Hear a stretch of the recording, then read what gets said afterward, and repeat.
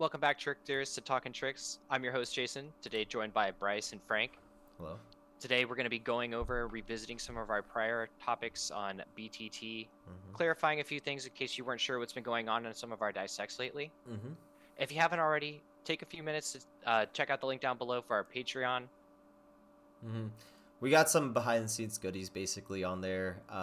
Make it worth your time, but mainly just so that we get some financial support so we can produce better quality content for you guys, because we really enjoy doing that. And we got to pay our editor Isaiah to do all of that because we all don't know how to edit, slash don't have the time. But anyway, so like Jason was talking about, this episode is about BTT, and you might be saying, what the fuck? I just watched a 1 hour and 30-minute episode on BTT. Why the hell is this up? We wanted to offer a shorter episode to kind of give a basis for people who might be confused by our latest dissects, because I know that it is very jarring to hear BTT for the first time, but we think it could be very descriptive, so we wanted to get this out here. So this is going to be a really quick down and dirty rundown, and we're going to start out by dissecting the anatomy of a trick in general, not just in BTT. We believe that this is true for any trick, any cohesive trick theory format that you come up with. So you have 4 aspects of a trick. You've probably heard us talk about this before. The most important one is takeoff. This is essentially what your trick looks like when it's taking off. It doesn't have to be the snapshot right when your foot takes off. I know that used to be my definition in the past. This is more of an over-encompassing definition. And this is really what tells you what family of tricks you're in. So this is actually probably the most important part. Next is inversion. This tells you if you are inverted or if you aren't inverted. So this separates vert tricks from flips, essentially.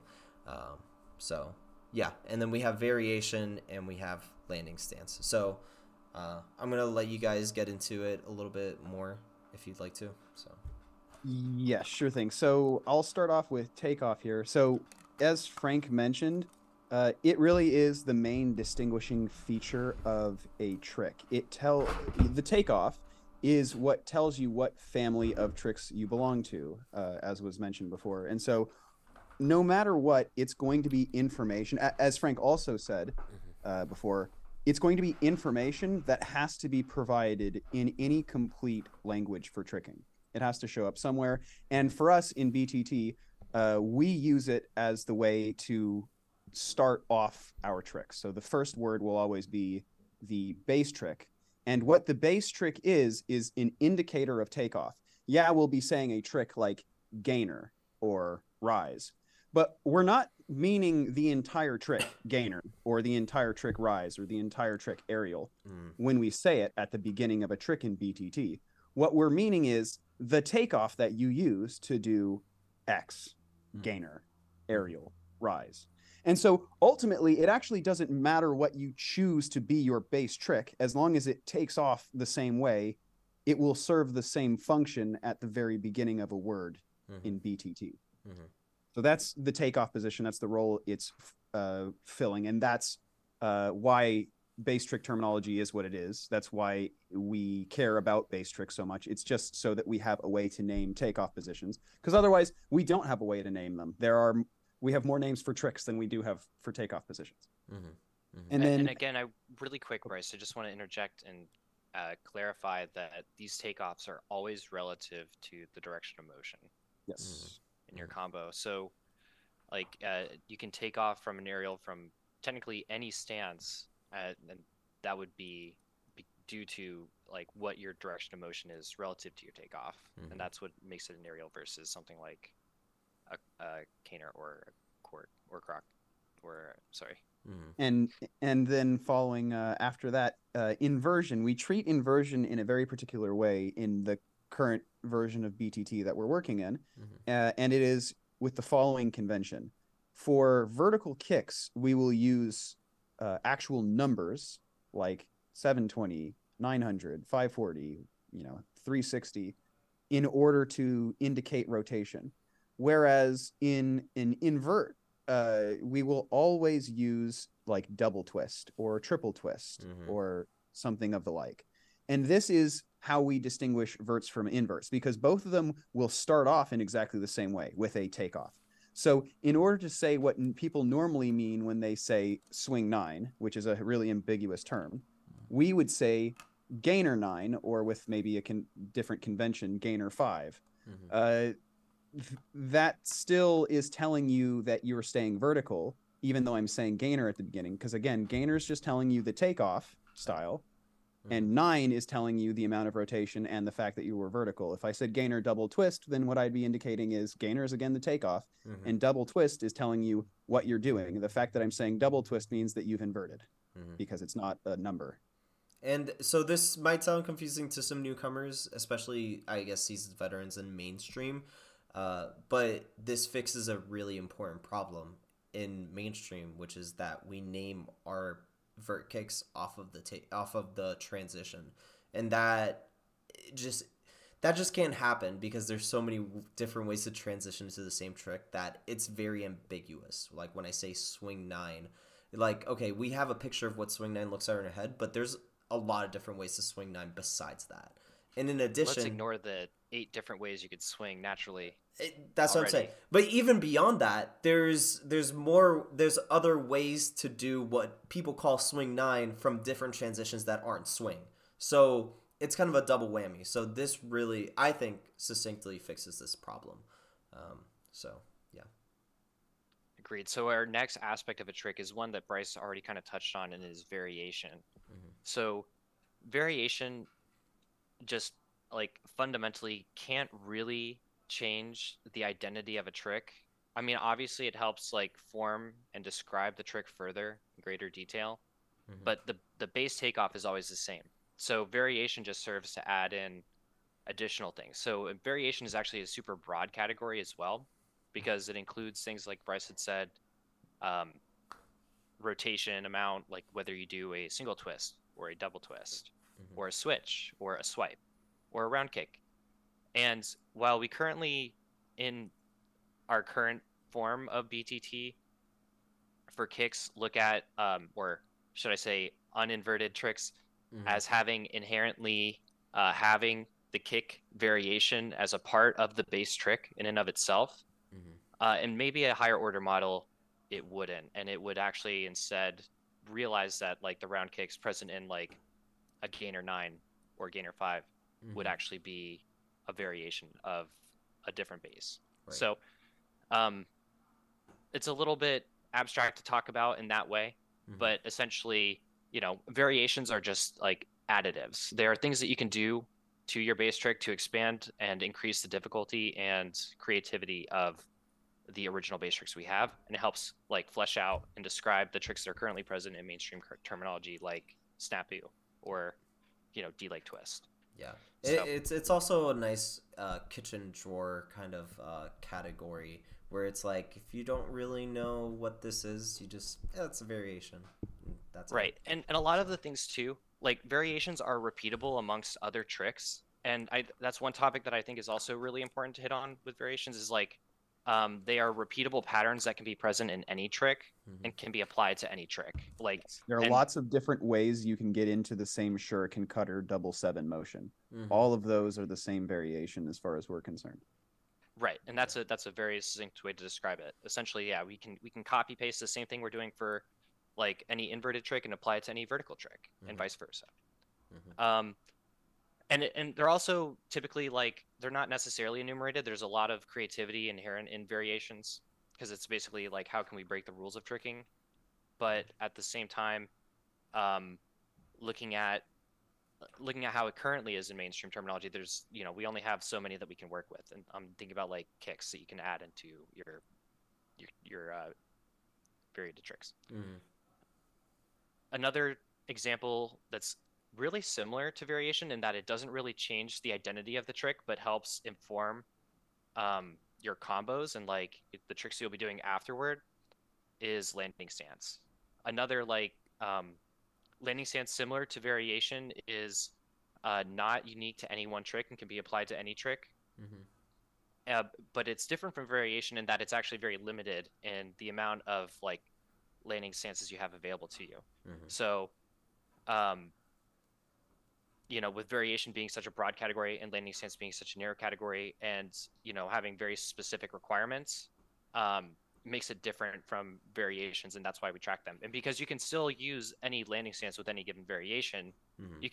you can land a swipe in the ultra position, right? You can over rotate it a little bit so you That's get to true. front side, so you can start front swinging into your dome.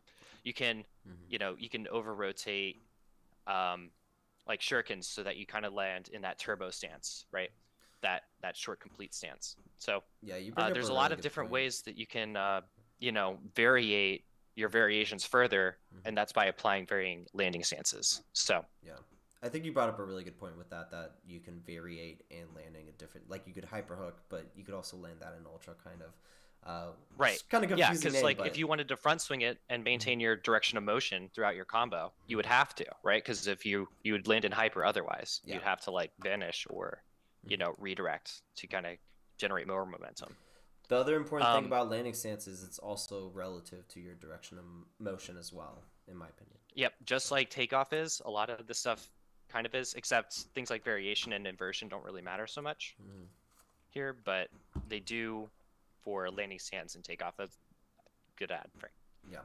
Now we'll also, now that we've talked a bit about what makes up a base trick, Mhm. we can actually go through and because we've enumerated them, all of the base tricks. Every single one. So, and we have a great wobbly total of 16 total tricks inverted and actually no, 14 plus or minus 2. Plus 2, I should say. it would be 16, and then if you invert them, it Mhm. would be doubled.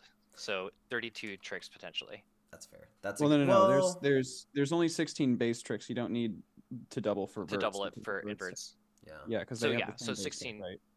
16 takeoffs essentially is what Yeah, this should be. Mhm. exactly. Well, and that's the thing. I mentioned it already. Th- Each one of these, as we mentioned, the 16 following base tricks, they're not necessarily the tricks we mention are not special. What's special is how they're taking off. Any of the tricks that take off in the exact same way could fill equally the same role, and we'll mention that later. But these are just all of the takeoffs, and we will also describe them a little bit. Yeah. Well, what this means is that every single trick that you can conceive of falls into the family of these 16 tricks. It can potentially be one of the, or it has to be one of these, I should say. So As far as we know. yeah, and so I could get it started with the unified ones. So these are tricks that take off both feet essentially. So you have your standard front flip and back flip that everyone thinks of. So that's traveling forward relative to your direction of motion and traveling backwards relative to your direction of motion. And if you move to the perpendicular areas, now you have your two different side flips. And we are doing the four trick model here. I'm sure you've heard a lot of discussion. We've done so many podcasts going back and forth on if we're four trick modelers or two trick models. We're four trick modelers. So essentially, you have the backside side flip, which is 90 degrees past complete. And then you have front side flip, which is 90 degrees before complete, essentially. Or absolute complete, I should say. And that's what we call them too. And the interesting thing about this is we've always said like D-leg or cart full or whatever it might be for these side flips, but saying front side and back side makes it absolutely clear what you're doing. And so it's a really quick way of saying it. In addition, this does extend to vert kicks, which means we are four trick models for vert kicks, which means now it's not just front side kicks and backside kicks. Now you got four different types of two-legged takeoff kicks. And the way we differentiate it now is backside is going to take off that 90 degrees after complete, so like the side flip. Front side is going to take off 180 degrees after that, so 90 degrees before absolute complete, in your side flip. And now when you take off the parallel ones, so for example, the same way you would a backflip, we just call that back. So it'd be back 9 essentially. And same thing with front, it'd be front 9 instead of front side 9. So to clarify here really quick, the naming is super similar and kind of weird, but it should be noted that in BTT, the full name for the parallel unified takeoff stance tricks, that is back and front X, would be backflip and front flip X. But that's true. in an effort to kind of like also make BTT a little bit more usable, you can kind of just drop the flip part because in actuality there is no real flip happening. It's just that backflip accurately describes the stance relative to direction of motion, taking off, you know, how it does. And it's kind of ugly, but that's why we just hide it and mask it by just saying You don't want to say right? backflip 7, which is honestly the true, like you said, the true way that you would use it in our theory. But I know a lot of people the verbose name of it. back, yeah. But yeah, we can obviously agree that that's not very nice or usable. So like we get it, like you know. But, and I think it still works. I think so. Like a pushback, I thought someone might say was like, oh, well, someone might think that back is short for backside and that you're still saying backside 9, but the fact that we still say backside 9, like the whole, like we don't, I've honestly have never heard anyone say back 9. I don't know if you guys have. So yeah, that's literally, I the reason why I had proposed that as a potential solution earlier and didn't see a problem with it is because I had never heard anybody make the shortening before. So I didn't think it was going to be like something that would cause confusion. Exactly. So you just have to know in your head, and newbies might ask, oh, is back 9 the same as backside 9? You just have to, I guess, drill it into their heads that those are two different things. It's almost the same. Yeah. But yeah, those are all the unified takeoffs essentially. Where it gets messy is where you get to the single leg takeoff. So yes, Bryce, if you there are a lot more base tricks when we get to single leg takeoffs, simply because there are just more different permutations of what you can do with your individual legs, right? You can have your 2 different choices of which leg on the ground, all of your different stances, and then now finally how your leg is swinging. These are all the various things you can permute, and this leads to lots of options. So I'll discuss some of the first couple of ones, the more commonly understood ones, and I'll leave the weird ones for Jason to describe. So first of all, I have been pushing these weird ones, haven't I, Bryce? You've been the one to pioneer their acceptance, but I've been the one to talk a lot about how they may be done. So I have it coming for me. Indeed.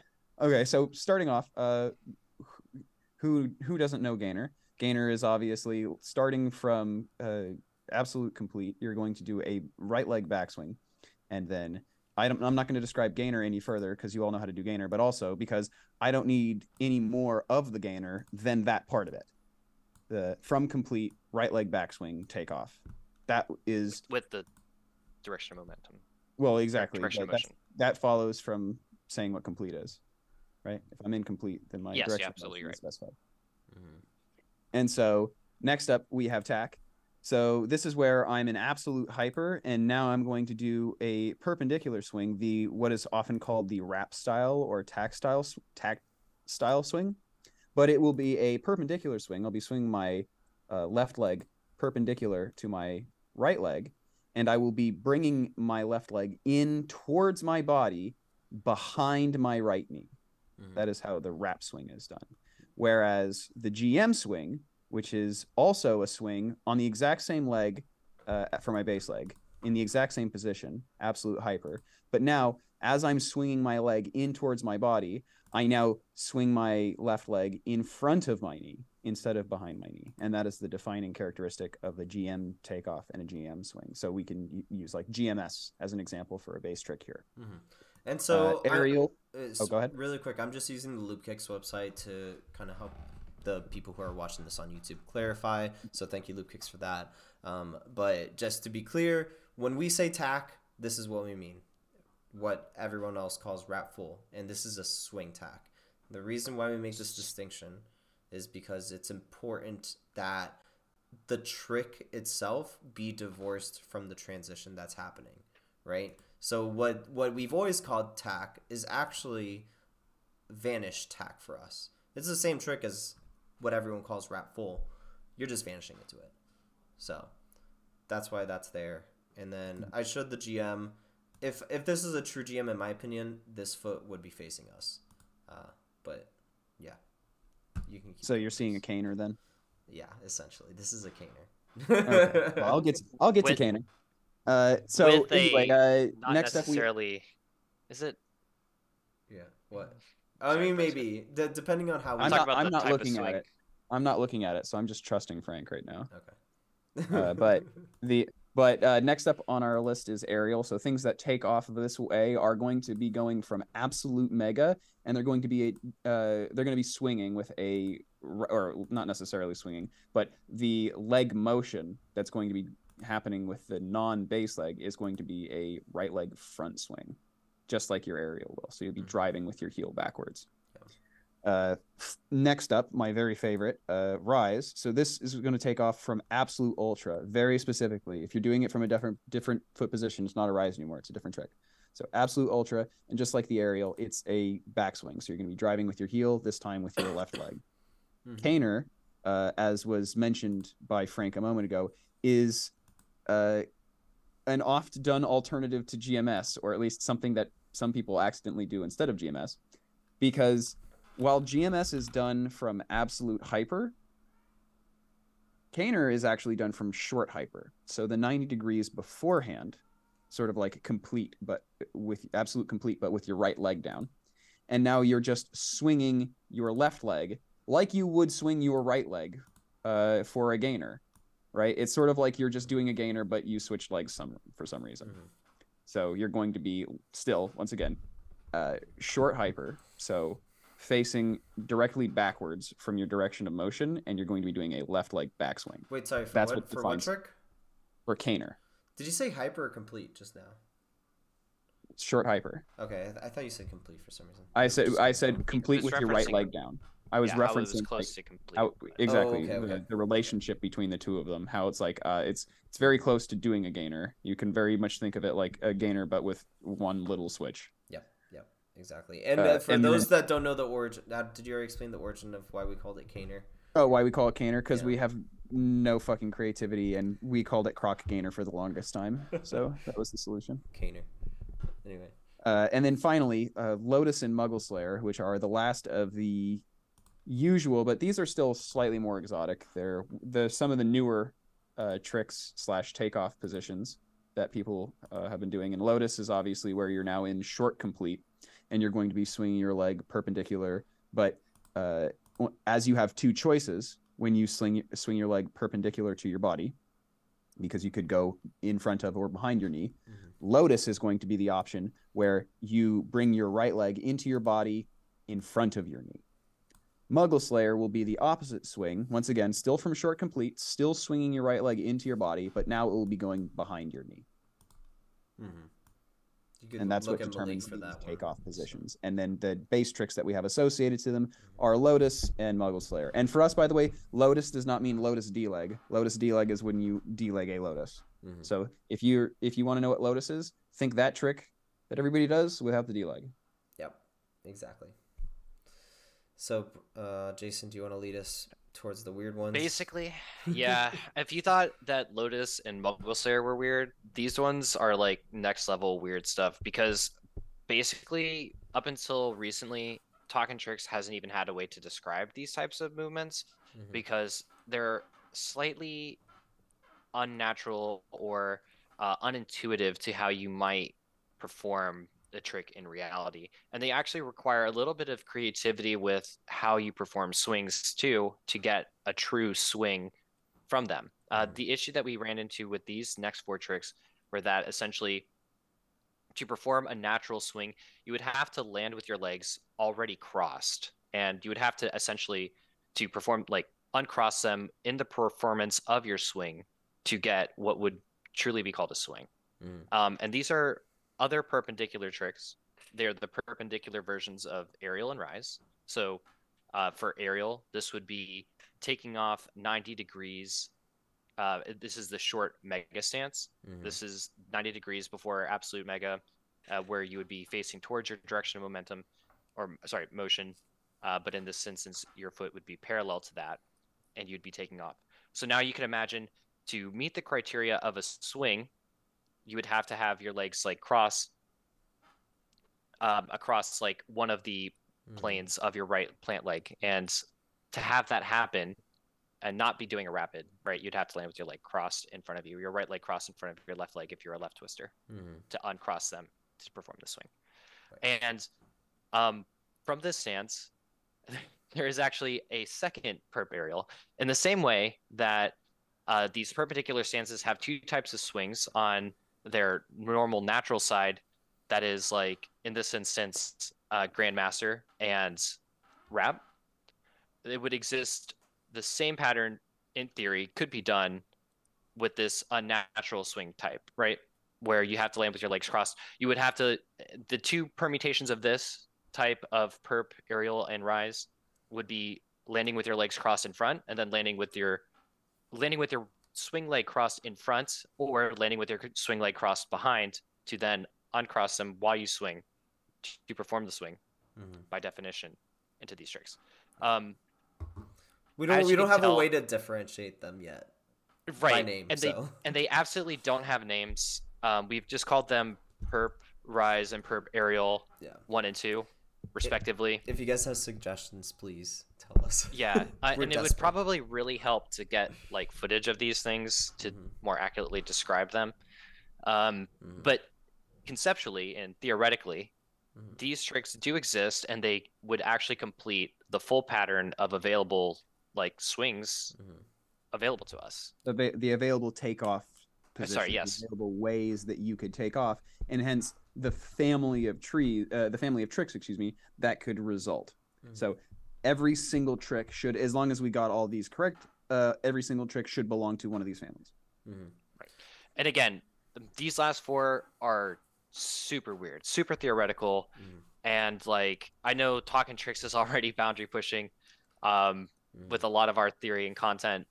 This is something that we would still need to flesh out a lot further, but it's something that we are thinking about, and it's something that we're looking at, and something we're exploring. And I do want to add, to be fair, people do like perp rise often, actually. Right. What Jason is referring to is the act of having your legs crossed before you actually initiate the swing, which is weird. So yeah, it's not really typical. Most people just rapid. They don't do a full swing. They start with their leg on the other side of their ankle. Right, and a lot of people also do a lot of rapid perp A twist, B twist stuff, which is why we've included them as base tricks. It's just now if we're going to, by definition, swing them, which is, and we haven't really touched on what makes a swing. See soon, swing theory. You know, to make those tricks become swingable, they introduce 4 new types of takeoffs, and it's just something we have to examine further. From a biomechanical standpoint, I was just thinking about this. A good way to think about it is rather than pulling, like let's say you're doing aerial, instead of pulling your right leg to cross your left leg, it might be more worth it to kind of move your left leg inwards more so it lands first, so that and then let your right leg drag behind. That way it can kind of swing. I don't know. That might be a way to think about it to do it. Might not fucking work. But We're just theorists. Yeah, not physicists, exactly. Whatever.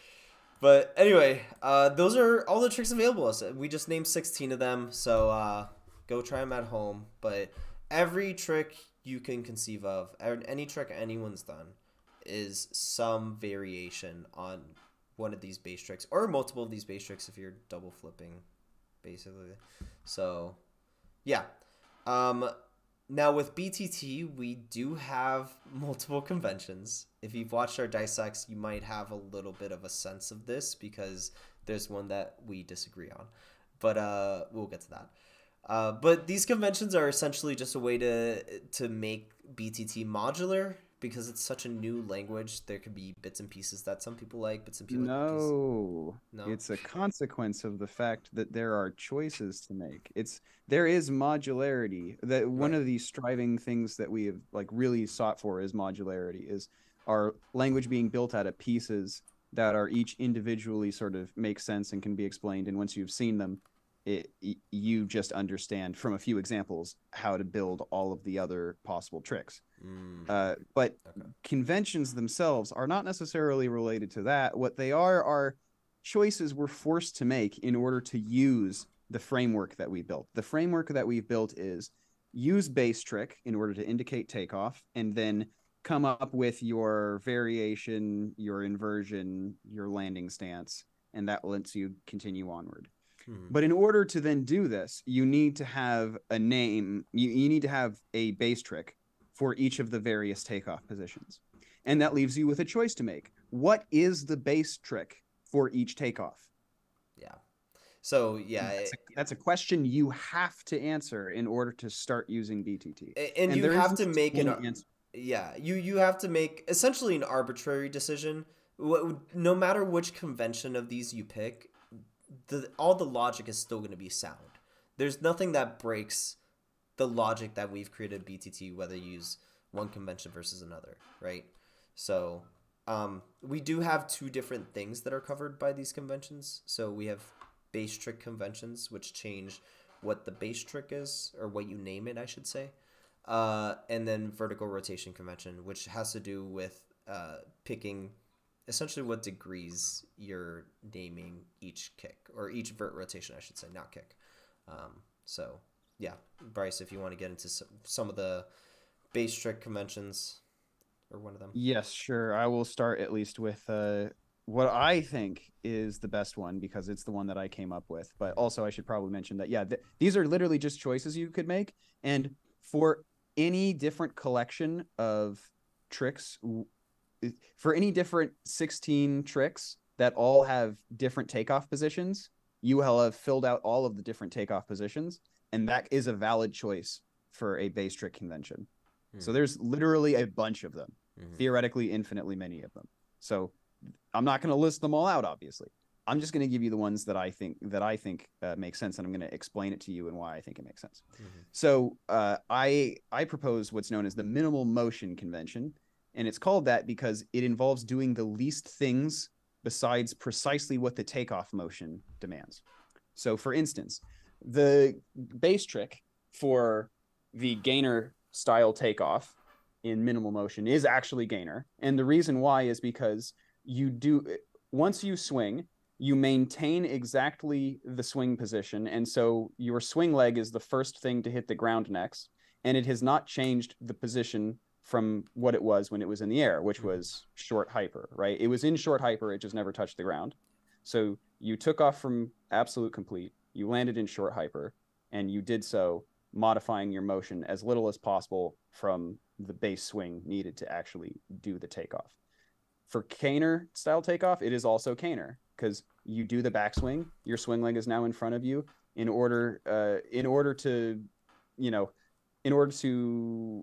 will land incomplete if you do nothing, basically, because while you're doing your backswing, your left leg, which isn't on the ground, would be incomplete if it were on the ground. And since it is now going to be the first thing to touch the ground, assuming you don't twist or do anything like that, Kaner will be the minimal motion base trick. This leads to some really weird things showing up. So, for instance, like aerial and rise are not the base tricks anymore for those.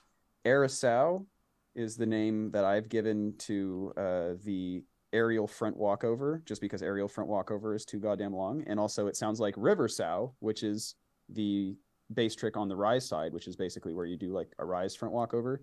You land on your rise swing leg, where you took off in short ultra, but now you're landing in absolute mega. And likewise for Aerosau, you'll be taking off from absolute mega and landing in short ultra.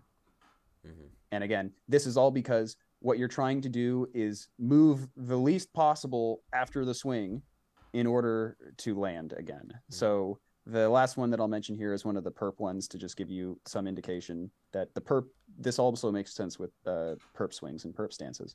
So tack, for instance, if you were to do a tack swing, so you take off from absolute hyper, you're swinging your leg parallel, you're swinging your leg, perpendicular to your body. It will be going along with your momentum and all that, but it will be perpendicular to your body.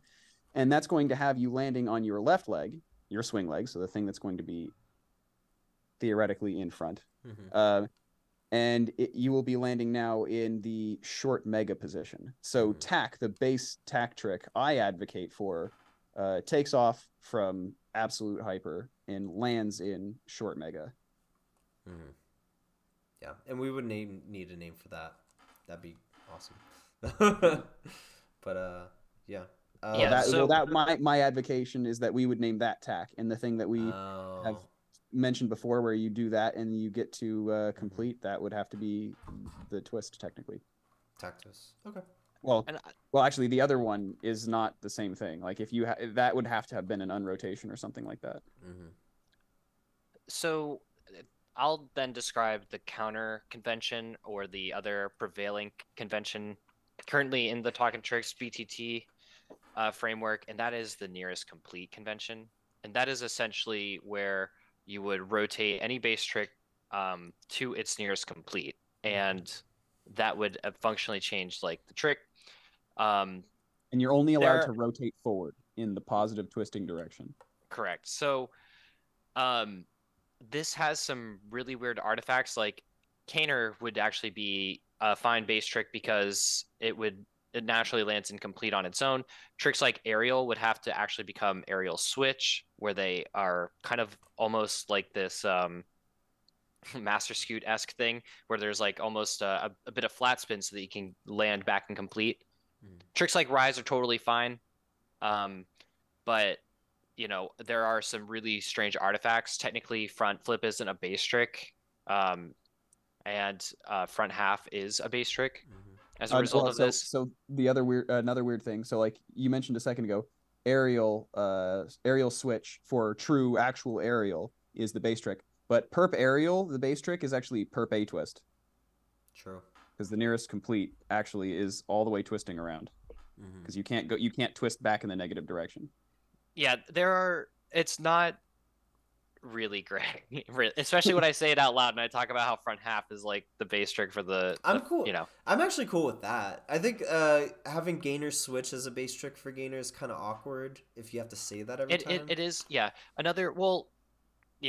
is definitely. Ultimately, you don't actually have to say that every time. You'll always just choose a shortening of the base trick name in order to do it. But yeah, theoretically, it would be nice if it was just naturally short. Right. And that's kind of the purpose of this. Like, truly, the convention that we use to determine doesn't have too great of an impact currently. It's something that we do have to resolve and come to a conclusion on. But functionally, whatever the base trick is doesn't really change how we speak the language of the framework. And that's kind of like what we're trying to get to. But yeah, some other weird artifacts like GMS is no longer the base trick. It's like Grandmaster Scoot. And same thing with like what we understand is like tack, maybe like tack swipe isn't the base trick. It would be like the same thing as GM Scoot, but you would swing, your leg perpendicular behind the knee of your plant leg. If you watch one of our shows say dissects, it was that weird trick he did. Yeah, that we say is almost like Muggle Slayer. Yeah, it's actually the mirror of it. Yeah. So yeah, essentially that's kind of like the nearest complete convention in a nutshell. It's a little weird. It's about as weird as. It actually has negative rotation, so I think actually tack twist is the base for tack. It may even, yeah. And then that's what I've been saying. But and that's why it's Muggle Slayer. Anyway, you will probably see us using minimum motion convention though the most. Moving, I think that's what we're trying to work towards is minimal motion convention. Again, it doesn't really change how we describe language, but it is a choice that we need to make. So. But yeah, so I mean, those are basically the base trick conventions wrapped up. The other type of convention is vert rotation convention. This one's going to be really quick for me, at least. The one I advocate for is mainstream rotation convention, which is essentially exactly what it sounds for. It sounds like it's mainstream kicking terminology, but used in BTT. So now, instead of saying swing 9, you would say gainer 9. And that would mean the same trick. It's a one twist round, and you will always know that 9 is a one twist round, that 7 is a half twist. Oh my god, I'm like losing my mind right now. It's because we've been using the other convention around Frank for so long he can't even remember the one he wants to use. Anyway, that 10 is 1.5 twist hook, and that 12 is 2 twist round. Wow, yeah, 7 really is just half twist. You guys have fucked me up. Anyway, that's mainstream rotation. It's really that simple. But these boys want to change that. So, Bryce, if you want to get into that. No. Okay. Bryce and I have to do a little bit of an explanation. Okay. We have to do a little bit of a walk back. And come to Jesus, if you will, an intervention. And we actually genuinely owe some people an apology.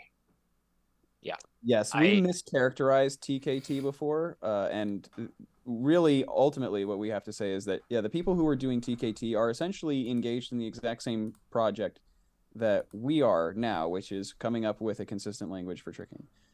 They lack the hindsight that we have. We have a much vaster pool of data to use at this point, and so the problems that we were able to identify and solve were sort of a product of all of this background information that we had and they lacked. What we constantly characterized before as very small problems that they had solved were just the ones that were apparent at the time. And it was simply, they were interested in solving this problem, and so that's what they did. Uh, we, as a result, there are some points of agreement that we have recently come to. We don't necessarily agree entirely with TKT. We don't use TKT, and we're not going to start from TKT in order to build our language from it. But they were doing something genuine and valuable. Their project is worthy of respect, and in many ways, what we're doing right now is basically picking up the torch from where they left off and trying to continue. So to give some specific names, like I would like to extend an apology to Ishpain and Dan Perez, especially. I've been especially hard on Dan Perez and a little bit Ish in the comments and stuff in some of our content. So I am sorry, and we are working to improve that, and trying to be, just like adaptive as a language and a framework. Because over time, before we really dive into it, I'm pretty sure you can kind of guess where this is going. These are dirty TKTers. That's we what they we want. were It just makes sense. It makes we sense to were have the amount of rotation in the trick correspond to the amount of rotation that happened in the air. we talked about, and literally in our most recent BTT episode, the one where we introduced the concept, we were disparaging the name of and the concept of TKT, but things change, people evolve over time Well, as we learn and we grow. We I were don't. we were sort of we were naive in that we were privileged with these really big problems that they were low-hanging fruit for us, but they just weren't visible at that time period. So high on our own farts and shit, we were just happy that we had solved these big problems, and we were looking at what they had done and saying, you only just reset the rotation. Fucking idiots. Right. Not acknowledging that it was all of that work that had come before that really had paved the way for what we were doing. So Right. It wasn't until we could see that resetting rotations didn't quite solve all the problems that we could then identify and pinpoint what the real problems were. So there is definitely something to be said for that. All of this being said, the rotation reset convention does not use the same terminology and the same amount of rotations the TKT does. no. In fact, we have completely unique rotations, and as a result of resetting the rotations, really interesting symmetrical patterns emerge as a result. For example, one of the really cool ones is that what is a 900 and or like a 540 and 900 on the front side may be around, or sorry, on the back side would be around. On the front side, those are hooks, and it's just a nice side, it's like sort of mirror of whatever happens on backside. Is essentially like if it's a front side 7, and that's a round, on backside it's going to be a hook, and the same thing vice versa. I think I kind of like skipped a few points. Bryce, I'll let you go and to describe rotation reset a little bit more from the basics. Yeah, no, but the basic idea is once we have selected base tricks, once we have elected to use numbers corresponding to rotation amounts to indicate that we're doing a vert kick of some kind, now we just need to choose what we start basically at for each one of them. And so since when we're doing from backside, if you were to do what people usually call a swing 7, but what is really a gainer, it's actually a gainer 180, right? Because yeah, well, it's literally a gainer 1. Yeah. I mean, it just sounds psychotic knowing that it's just only 180, which it is. But that's what it is. Yeah. If you literally do it sometime, you'll see that you're not turning all the way. So yeah, anyway, so the point is that actually, no, wait. So it's, excuse me. One point I wanted to make no, was... I was wrong. It's gainer it's gainer 3. Because all of the 180s from back and backside are going to 180, 540, 900. Those are all going to be rounds. and all of the 360, 700, and 1080, those are all still going to be hook kicks. So yeah, it is still going to be it. Excuse me, it is going to be gainer 3. But yeah, no. If you do a quote unquote swing 7, you will see that you're not doing 2 rotations in the air, and yeah, it just is both easier for us to describe exactly the amount of in-air rotation. It makes us get to big ridiculous numbers less quickly. So like calling things 12 and 14, like that's kind of, it would be nicer if I didn't have to do that and I could call those Well, things part of actually. part of the original reason why we had done this is once we had eliminated the really big problem of divorcing transitions from the takeoff for kicks and the naming scheme for kicks, was that we were resulted with an arbitrary amount of rotation, a rotation translation. So it was exactly that. Well, and Like it was specifically from trying to use the exact same mainstream rotation for frontside and backside. We were right, like, and all it right, how was do you yeah, decide what is right. a 900 for backside and frontside? You are always adding some arbitrary amount of rotation to one of them, and as soon as you then divorce them from each other to make it so you don't have to do that, then you're left with this question: all right, what do you choose it to be? And so that's where we wind up with. And you could, for each different position, add some rotation amount to 0 before you start, which is just a really weird choice. Or you could just not do that and have every single one of them start at 0, which is exactly the rotation reset convention, hence the name. Well, and with the goal of BTT, and so this is something we didn't even talk about in the intro, and it's super regrettable, is to reiterate the point that BTT is supposed to serve as a descriptive tricking language, a language that accurately describes tricks as they occur in real life, so long as you understand like the context in which they're being done. And it came down to, if I were like, when I read, gainer 720, am I to interpret that as a literal 720-degree twist in air, as BTT is supposed to be this very specific, very descript language? Should I interpret this as a real 200-degree, 2 full twists in air, or should I interpret this as 1? And I have to then perform additional mental math to to arrive at the desired result of the language. And it's for that reason that I think Bryce and I really got sold on the concept of the rotation reset convention. Sorry. Yeah, and to be fair, I kind of jokingly shit on you guys for this, but I do see its value, especially when, Jason, like you just said, BTT is attempting to be a very descriptive language rather than a language that we use day to day. So I do see the value in it in that. I personally just see a future of BTT being used in mainstream, which is why I'm such a big advocate of the way I talk about BTT. But regardless, I think we should get into like this naming scheme that you guys are coming up with way more in depth, maybe in another episode. This is kind of like an intro. Right. Well, I think you just kind of did a lead into the very last thing we'll mention before we kind of sign off here, which is I I think that there should also be some sort of bleed in from our language into mainstream, but I think it should be in a controlled fashion, and it doesn't have to be at its most sophisticated form all at once.